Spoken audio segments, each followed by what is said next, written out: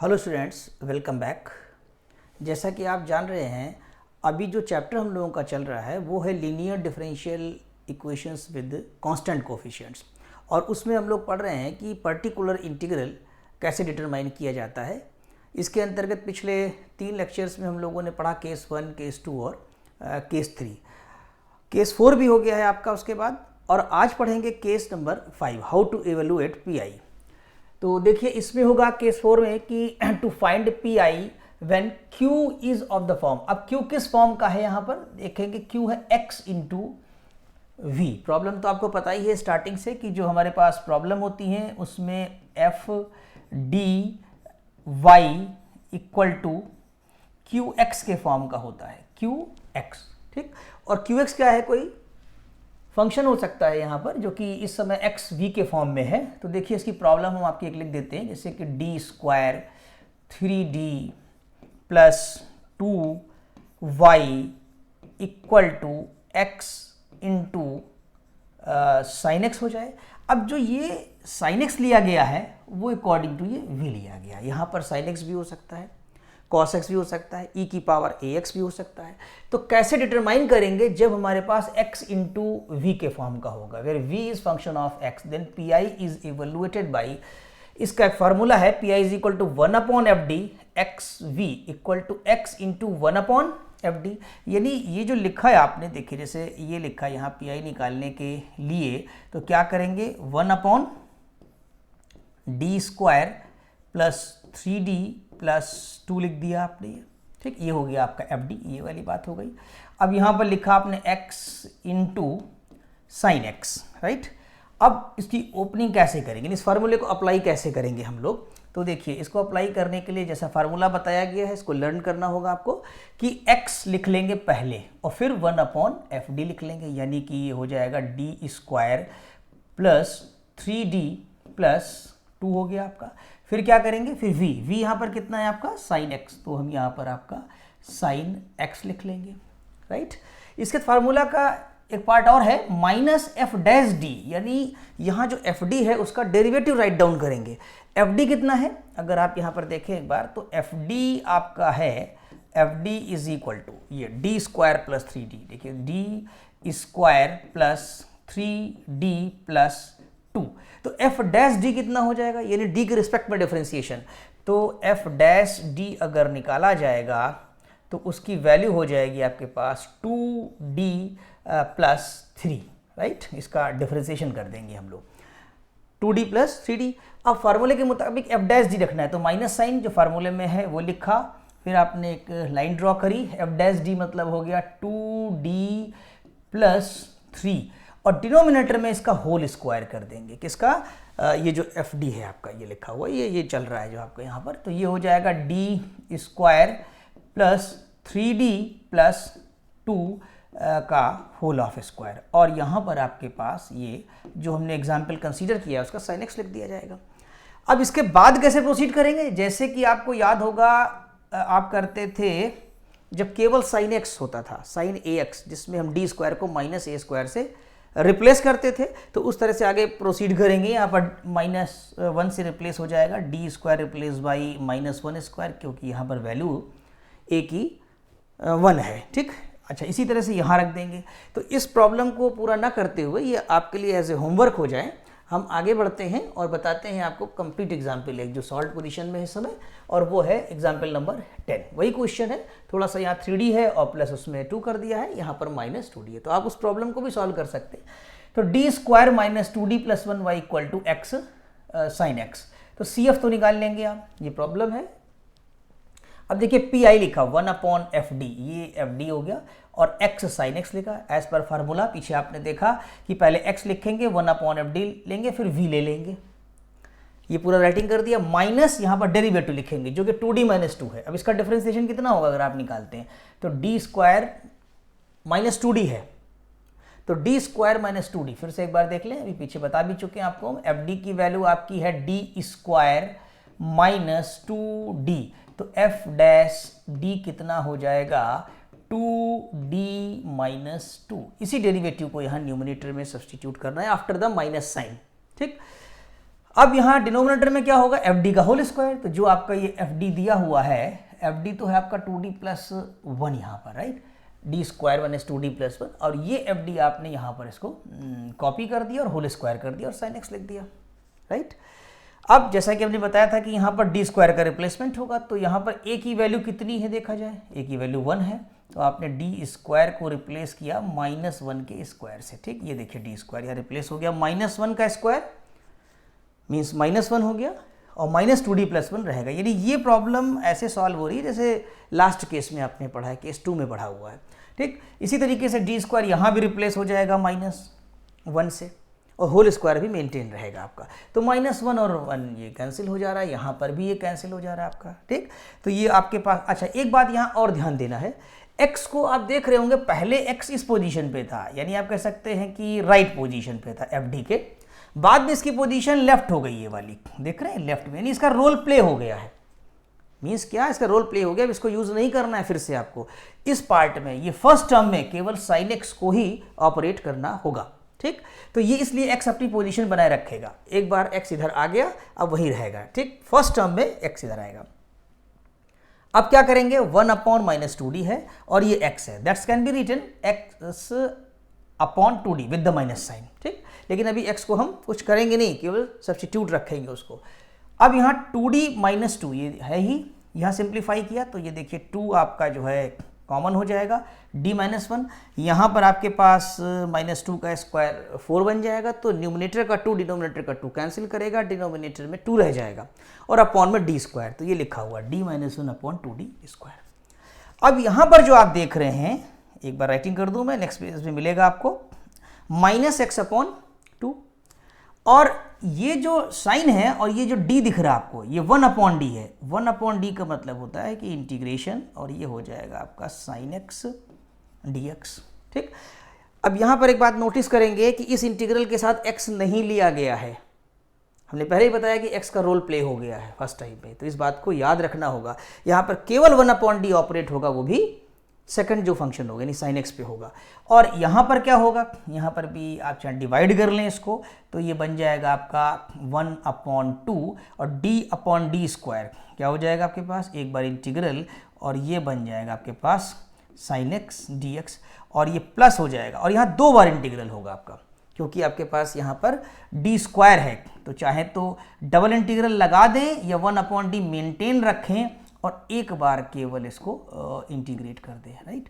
इस तरह से कर सकते। एक तरीका और भी है वैसे इसका, यहाँ देखा जाए, एक तरीका ये था कि डी स्क्वायर को आप फिर से रिप्लेस कर दीजिए, किससे, -1 से, ऐसे भी कर सकते हैं। और एक तरीका और है यहाँ पर कि डी स्क्वायर को आप किससे रिप्लेस कर दें, -1 के स्क्वायर से, ये इंटीग्रल मैथड है।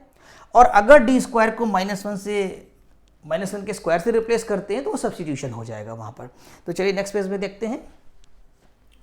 तो आई थिंक यहाँ पर 1/d यही मेथड लिया गया जो मैंने आपको पीछे बताया, देखिए 1/d स्क्वायर करके ये, तो -x/2 sin x dx -1/2d square cos x minus sin x आ जाएगा यहाँ पर, ठीक है। ये देखिए यहाँ ऑपरेट किया है, देखिए इसको इनसाइड ले गए, ये sin x का इसमें क्या किया है, ये देखिए कई तरीके हैं, इसको ऐसे भी कर सकते हैं जैसे मैंने बताया, लेकिन जो स्लाइड में सॉल्व किया है वो अलग तरीका है। एक तरीका ये है डी स्क्वायर को -1 से रिप्लेस कर सकते हैं, तो 2 तो हमने बता दिए, एक और निकल कर आ गया नेक्स्ट स्लाइड में। वो कैसे कि पहले आपने इसको इसके साथ ऑपरेट कर दिया d sin x, तो d sin x क्या हो जाएगा, cos x, और इस sin x को 1 से मल्टीप्लाई कर दिया तो माइनस sin x हो जाएगा। ये भी एक तरीका है कि पहले हमने इसको डिफरेंशिएट कर लिया न्यूमरेटर में d के साथ और -1 कर लिया, अब जो आ जाएगा उसका हमने 2 बार इंटीग्रेशन कर लिया। एक तरीका ये निकला, एक तरीका जो मैंने बताया लिख करके ये निकल के आया। एक तरीका ये है कि डी स्क्वायर को -1 से रिप्लेस कर लीजिए और वो डिफरेंशिएट कर लीजिए, वो भी सही है, ठीक। तो जैसा आपको ठीक लगे आप करें और आंसर मैच करें, मैच कर जाएगा। तो यहाँ पर cos x minus sin x आ गया, क्यों, क्योंकि d ऑफ sin x जो आएगा वो क्या आएगा आपके पास, cos x आ जाएगा। तो ये आपकी लाइन करेक्ट है। आगे बढ़ते हैं, इसका इंटीग्रल क्या हो जाएगा, माइनस cos x, तो माइनस माइनस आपका जो है ये प्लस बन जाएगा, तो हाफ x cos x आ गया, ठीक। और ये cos x है, तो एक बार इंटीग्रल कर रहे हैं यहाँ पर 1/2d स्क्वायर का एक इंटीग्रल में यूज कर लिया और 1/2d हमने यहाँ पर राइटिंग कर दिया है, ठीक। और इंटीग्रल करते चले गए। अब देखिए इंटीग्रेशन परफॉर्म करेंगे तो cos x का और sin x का, तो 1/2x cos x अपनी जगह लिखा है, -1/2d cos x का इंटीग्रल हो जाएगा sin x का इंटीग्रल होता है माइनस cos x, तो वो इसको प्लस बना देगा यहाँ पर, ठीक। अब 1/2x cos x लिखा हुआ है और -1/2d, तो फिर 1/d ले लिया और उसको इंटीग्रल के फॉर्म में करके इंटीग्रेट भी कर दिया। इंटीग्रेट करेंगे जब sin x को तो minus cos x, integration perform कर दिया गया है। आप कॉपी पर राइटिंग करिए, सारे स्टेप्स को एक्सप्लेन करके लिखिए, वीडियो देखते जाइए और लिखते भी जाइए साथ साथ। cos x का इंटीग्रेशन क्या हो जाएगा आपका, sin x हो जाएगा, तो ये देखिए अपनी जगह sin x लिखा है। अब ये चाहे तो cos x वाले टर्म्स को एक साथ मैनेज कर लें, हाफ कॉमन ले लिया, हाफ कॉमन लिया है x cos x, ठीक, और ये माइनस ओपन होगा तो साइन को माइनस बना देगा, माइनस sin x, और ये आपका प्लस में cos x हो जाएगा। तो आई थिंक समझ में आ गया होगा कि पी को कैसे इवेलुएट किया जा सकता है। और यहाँ पर सोल्यूशन लिखा गया है complete, hence required solution is y = CF + PI। CF आपको पीछे ही बता दिया गया था, आप अगर देखें ध्यान से कि CF कैसे निकालेंगे, तो CF के लिए यहाँ पर मेथड पूरा नहीं दिया है, बस सिंपली लिखा है कि सॉल्व योरसेल्फ, एक्सिलरी इक्वेशन बना के निकाल सकते हैं। तो CF आपका निकल आया, इसमें देखा जाए पहले ही, और ये y = CF हो गया और ये PI जो भी कैलकुलेट किया, तो CF की वैल्यू होगी C1x + C2 और e की पावर x, ये आ जाएगा C1x + C2 e की power x + half x cos x, ये रहा आपका देखिए PI, x cos x minus sin x plus cos x, ये यहाँ पर ला करके ऐड कर दिया, तो CF + PI करके पूरा कंप्लीट सोल्यूशन इसका आ जाएगा। देखते हैं नेक्स्ट स्लाइड में। एक्सरसाइज आ गई आपकी, solve the following differential equation. अब आपको यहाँ पर एक एक्सरसाइज दी है मैंने 5E, जो कि इसी कंसेप्ट पर पूरी बेस्ड है, ज़्यादा प्रॉब्लम्स नहीं है, 4 प्रॉब्लम्स हैं, तो आप सॉल्व करिए। जैसे कि अभी पीछे हमने करके आपको एग्जाम्पल में दिखाया x sin x का, तो यहाँ पर x cos x का दिया हुआ कर ले जाएंगे, यहाँ पर भी x cos x कर लेंगे और x × sin 3x का कर लेंगे। जनरली इसमें x × sin और cos के ही फंक्शन होते हैं, उसका रीज़न भी है। v की जगह पर देखिए, एक बात मैं यहाँ समझा दूँ, पीछे अगर आपने समझ लिया इस बात को कि x × v है, तो v के प्लेस पर अगर मान लीजिए x² होता है तो ये ऐड ही हो जाएगा ना x के साथ, x³ बन जाएगा। तो मेथड हमारा कौन सा लग जाएगा, पॉलिनोमियल का, जो केस 3 में पढ़ा। अगर यहाँ पर आपके पास e की पावर ax हो जाता है तो ये पिछला केस लग जाएगा जिसमें d को रिप्लेस करते हैं d + a से। हाँ, अगर यहाँ पर आपके पास ये sin ax या cos x होता है, कहाँ पर, v की जगह पर, तो ये लगाया जाता है। इसलिए इस तरह की जो प्रॉब्लम्स है x के साथ मल्टीपल की, वो कभी भी आपको e की पावर ax और x² के फॉर्म में मिलती भी हैं तो उनको आप ओल्ड मेथड से लगाएंगे, प्रीवियस मेथड से लगाएंगे, ठीक है। उसमें इसको इतना डिटेल में करने की नीड नहीं है। x × sin ax और x × cos ax की ही प्रॉब्लम इस मेथड से सॉल्व करेंगे, ये बात भी आप याद रखिएगा, only and only. Therefore there are given 4 problems, इसीलिए हमने यहाँ पर 4 प्रॉब्लम दी है। तो 3 तो बिल्कुल कंटिन्यूसली आप एग्जाम्पल पर बेस्ड हैं, सॉल्व कर सकते हैं। हाँ, 4th में थोड़ा सा ध्यान देंगे तो मैं आपको हिंट दे देता हूँ। देखिए, इसका जब आप PI निकाल रहे होंगे तो 1/ ये आएगा आपके पास d² - 2d + 1, राइट, और x e की पावर x, तो हम x e की पावर x नहीं लिख रहे हैं, यहाँ ध्यान दीजिएगा। हम यहाँ पर क्या कर रहे हैं, e की power x × x sin x, देखिए फंक्शन वही है, फंक्शन चेंज नहीं हुआ, e की पावर x sin x ही लिखा गया। लेकिन ऐसा किया क्यों हमने, देखिए हम समझा दे रहे हैं आपको यहाँ पर। एक्चुअली ये हम उस फॉर्म में जाना चाहते हैं जहाँ e की पावर ax × v था, पिछला याद होगा, e की पावर ax × v जब आपका qx होता था, उस समय क्या था कि हम d को रिप्लेस करते थे d + a से। यहाँ 3 फंक्शन हो गए, एक्सपोनेंशियल भी है, पॉलिनोमियल में x है और sin x है। तो अब हम क्या करेंगे, यहाँ पर रिप्लेस कर देंगे d को, किससे, d + 1 से।